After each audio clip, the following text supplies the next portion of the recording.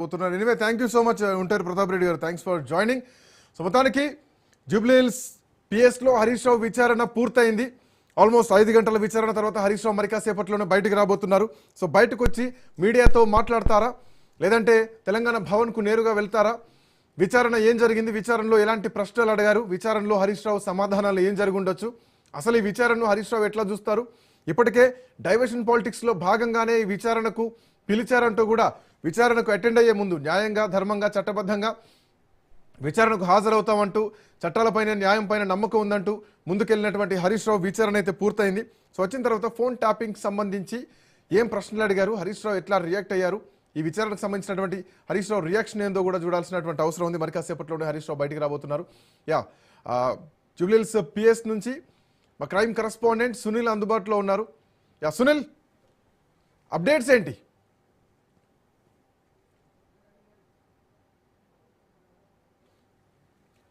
Jubilee Hills PS నుంచి SIT విచారణ ముగిసింది. హరీష్ రావు కాసేపట్లో బయటికి రాబోతున్నారు. మా కరెస్పాండెంట్ సునీల్ కూడా అందుబాటులో ఉన్నారు. సునీల్, అప్డేట్స్ ఏంటి, అక్కడ పరిస్థితి ఏంటి?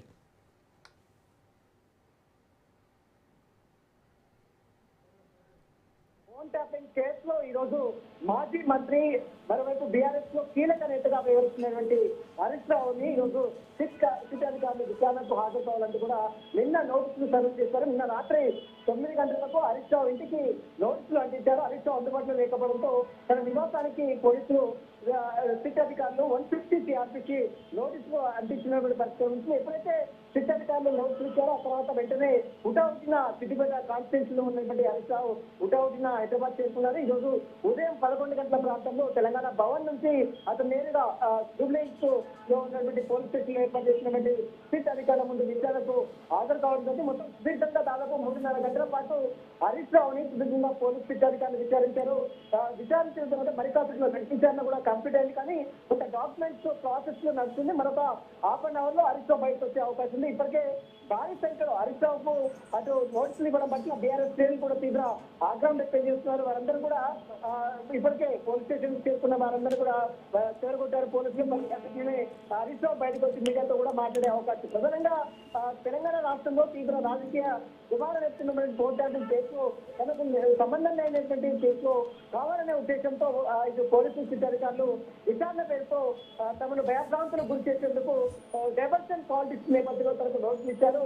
నిన్న ఏదైతే బొగ్గు స్టాంప్ కేసులో తన బామ్మర్ది, ముఖ్యమంత్రి రేవంత్ రెడ్డి బామ్మర్ది సంబంధించిన దాంట్లో బయటకే చెప్పాను, ఆ విషయాన్ని మొత్తం కూడా డైవర్ట్ చేయడం కోసమే ఈ రోజు సిట్ అధికారులు ఏదో ఒక సందర్భంలో ఏదో ఒక అంశాన్ని తెర మీద తీసుకొచ్చి ఈ యొక్క డైవర్ట్ పాలిటిక్స్ చేస్తున్నారనేది హరీష్ రావు ఈరోజు చెప్తున్నారు ప్రధాన విషయం. ఎందుకంటే చట్టాల మీద తనకు గౌరవం ఉంది. ఇప్పటికే గతంలో చక్రరావు గౌరవ వేసినటువంటి పిటిషన్ పై ఇప్పటికే హైకోర్టు తీర్పు ఇచ్చింది, ఆ తర్వాత సుప్రీంకోర్టు తీర్పు ఇచ్చింది.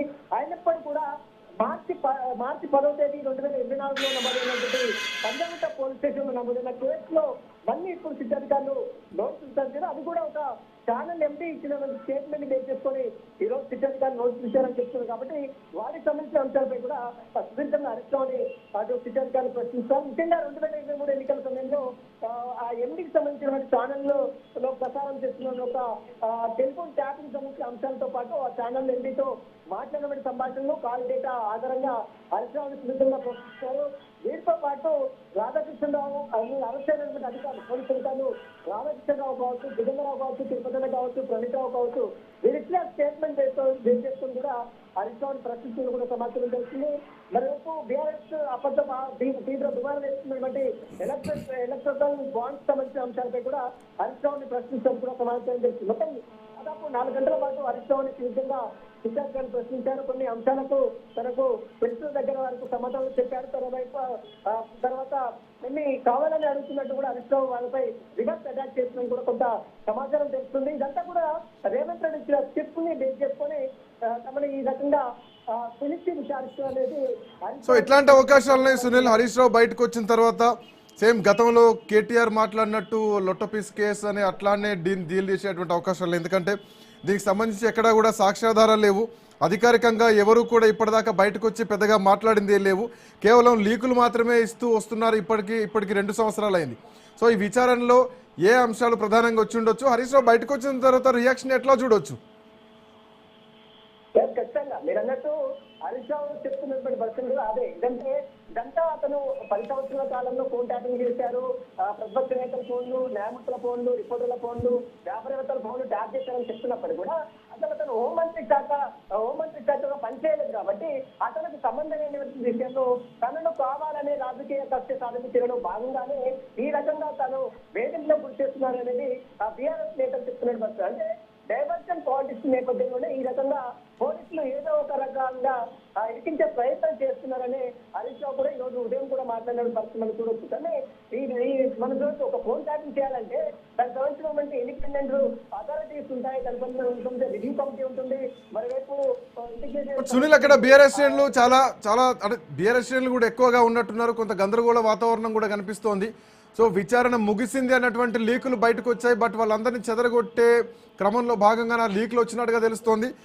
సో నాకున్న సమాచారం విచారణ ఇంకా నడుస్తోంది అన్నట్టుగా తెలుస్తోంది. ఒకసారి దానికి సంబంధించి కొంత ఇన్ఫర్మేషన్ తీసుకునే ప్రయత్నం చేయండి సునీల్. ఖచ్చితంగా ఇంకా విచారణ కొనసాగుతుంది. విచారణ కంప్లీట్ అయింది కానీ కొన్ని డాక్యుమెంట్ ప్రాసెస్ ఉంటుంది. ఆ డాక్యుమెంట్ ప్రాసెస్ మీద సిగ్నేచర్ చేయాల్సి ఉంటుంది.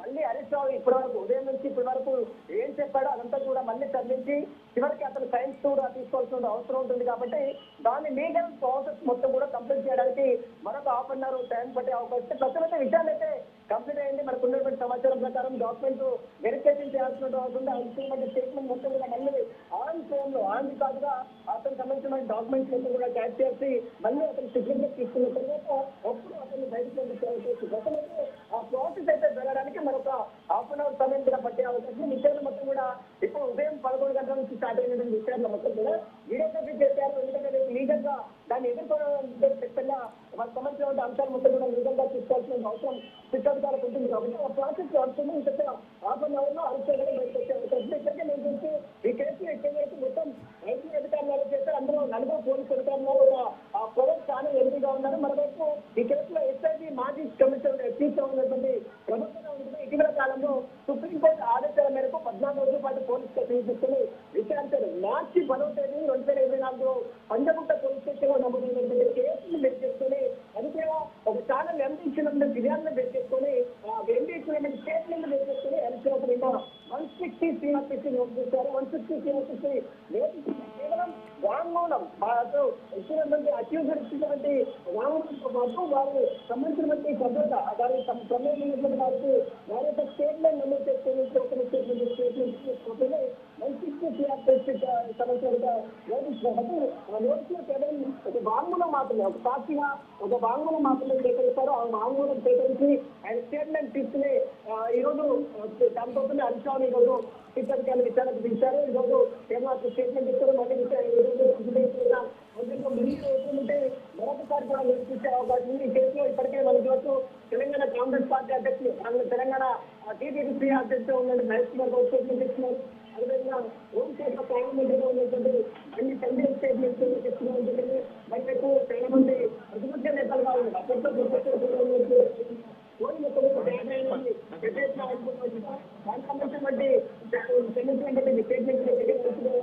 మొట్టమొదటిసారిగా ఒక రాజకీయ నేత మాజీ మంత్రిగా పనిచేసినటువంటి హరీష్ రావు స్టేట్మెంట్ రైట్